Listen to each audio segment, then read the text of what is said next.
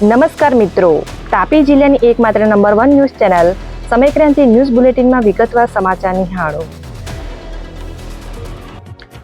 વ્યારા તાલુકાના કાકરાપાર નજીક લાંચનું છટકું ગોઠવાયું, જેમાં મહિલા ડીવાયએસપી અને હેડ કોન્સ્ટેબલ પહેરવાતા બંને ફરાર.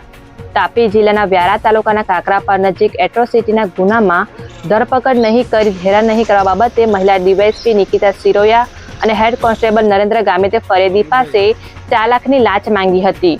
બાદમાં છેલ્લે 1,50,000 નક્કી થતા લાંચ લેવા આવેલ હેડ કોન્સ્ટેબલને એસીબીની ટ્રેપ હોવાની શંકા જતા ફરાર થઈ ગયા હતા.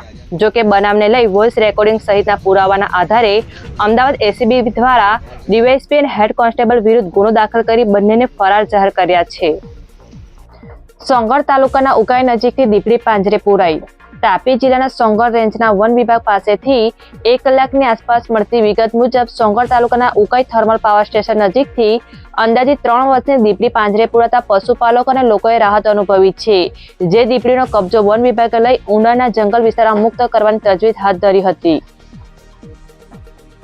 વ્યારા શહેરના મિશન નાકા નજીક યુવકને સાપે ડંખ મારતા સારવારથી ખસેડાયો. તાપી જિલ્લાના વ્યારા શહેરમાં આવેલ સિવિલ હોસ્પિટલ ખાતેથી 12 કલાકની આસપાસ મળતી વિગત મુજબ વ્યારા શહેરના મિશન નાકા નજીક ગુંજન પંચોલી નામનો યુવક ઊભો હતો, ત્યારે અચાનક સાપે ડંખ માર્યો હતો. બનાવની જાણ આસપાસના લોકોને કરવામાં આવતા તાત્કાલિક વ્યારા સિવિલ હોસ્પિટલમાં સારવાર અર્થે ખસેડવામાં આવ્યો હતો. દક્ષિણ ગુજરાતની જીવાદોરી સમાન ઉકાઈ ડેમની સપાટી રૂલ લેવલ નજીક પહોંચી. દક્ષિણ ગુજરાતની જીવાદોરી સમાન ઉકાઈ ડેમની સપાટી રૂલ લેવલ નજીક પહોંચતા ખેડૂતો અને લોકોમાં ખુશી જોવા મળી રહી છે. જ્યારે ડેમના 22માંથી 9 દરવાજા ખોલી તાપી નદીમાં પાણી છોડવામાં આવી રહ્યું છે. ગુરુવારના રોજ 10 કલાકે ડેમના 7 દરવાજા 7 ફૂટ અને 2 દરવાજા 8 ફૂટ ખોલી તાપી નદીમાં 1,25,772 ક્યુસેક પાણી છોડવામાં આવી રહ્યું છે. તાપી જિલ્લા સેવા સદનના હોલમાં કલેક્ટરની હાજરીમાં પત્રકાર પરિષદ યોજાઈ.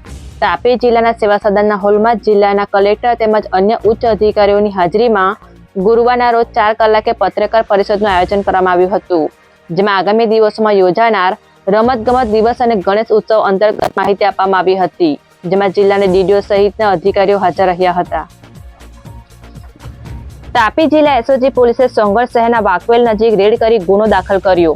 તાપી જિલ્લાના એસઓજી પોલીસ શાખા ખાતેથી ગુરુવારના રોજ 4 કલાકની આસપાસ મળતી વિગત મુજબ સોંગઢ શહેરના વાકવેલ નજીક સતીશ ગામિત નામના ઈસમને દુકાન ભાડે આપી કલેક્ટરના જાહેરનામા મુજબ નોંધણી નહીં કરાવતા એસઓજી પોલીસે જાહેરનામા ભંગ હેઠળ ગુનો દાખલ કરી કાયદેસરની કાર્યવાહી હાથ ધરી છે.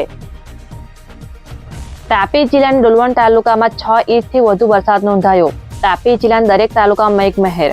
તાપી જિલ્લાના ડિઝાસ્ટર વિભાગ પાસેથી ગુરુવારના રોજ સવારે 8 કલાકે મળેલા આંકડા મુજબ જિલ્લામાં છેલ્લા 24 કલાક દરમિયાન મેઘરાજા મહેરબાન થતા સાર્વત્રિક વરસાદ નોંધાયો હતો, જેમાં ડોલવણ તાલુકામાં 6 ઇંચથી વધુ વરસાદ, જ્યારે વ્યારા તાલુકામાં 5 ઇંચ જેટલો વરસાદ ખાબકતા ખેડૂતોમાં ખુશી જોવા મળી રહી છે. તાપી જિલ્લામાં પડેલા વરસાદ વચ્ચે નદીઓમાં પાણીની ભરપૂર આવક થતા 36 લો લેવલ પુલો પાણીમાં ગરકાવ થયા.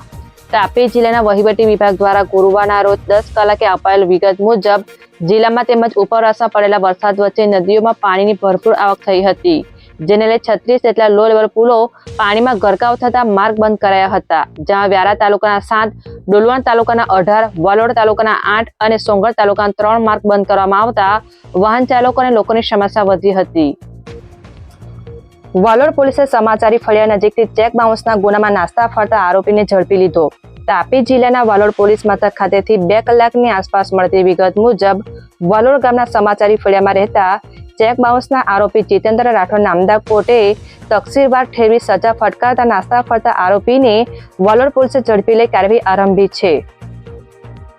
સમયક્રાંતિ ન્યૂઝ ચેનલમાં તાપીના સમાચાર મેળવવા માટે ચેનલને યુટ્યુબમાં જઈ સબસ્ક્રાઇબ અવશ્ય કરી લેશો અને લિંક તમારા મિત્રો પર શેર કરશો. આવતીકાલે ફરી મળીશું નવા સમાચારના અપડેટ સાથે. આભાર.